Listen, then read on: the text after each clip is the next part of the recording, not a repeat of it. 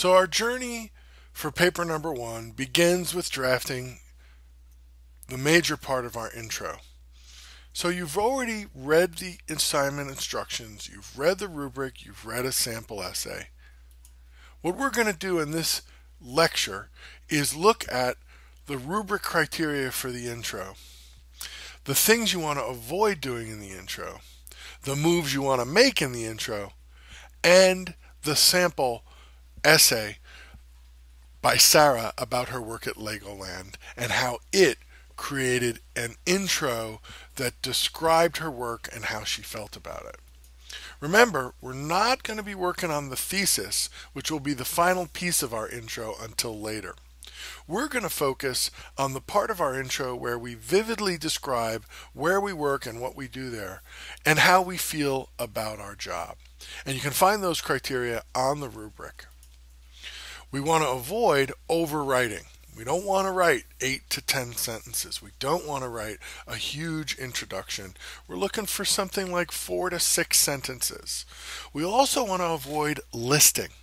Listing is a ticket to boring and disengaging your reader. We want to describe. We want to interest our reader.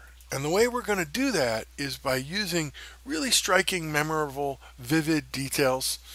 We're going to think more about painting a picture than listing activities and tasks, and we're going to keep our mind open to possibilities for humor or irony or other psychological feelings and moves that'll draw our reader in.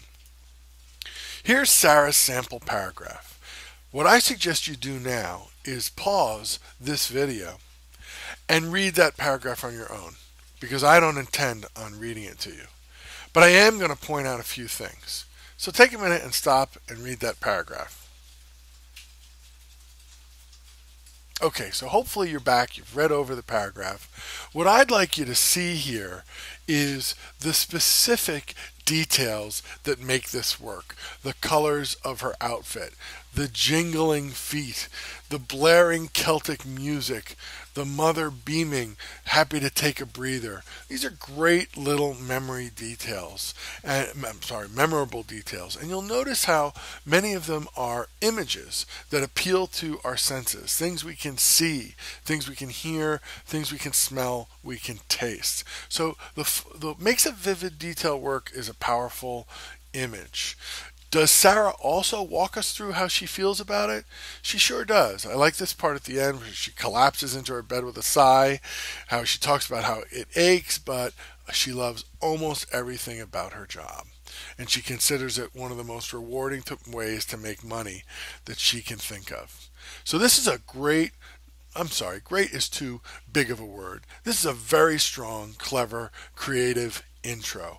And I want you to see it as something that gets your own thinking started. The rubric, the sample essay, these are tools to help you create your own paper. But you don't want to become a slave to that sample. I'm always reluctant actually to even give samples, because the sample is not a perfect paper. The sample is a tool to help you understand what the rubric's asking for. You don't need to do it Sara's way. In fact, you shouldn't try to do it Sara's way. You should find your own way and your own voice. Thanks for watching the video. Good luck drafting your intro.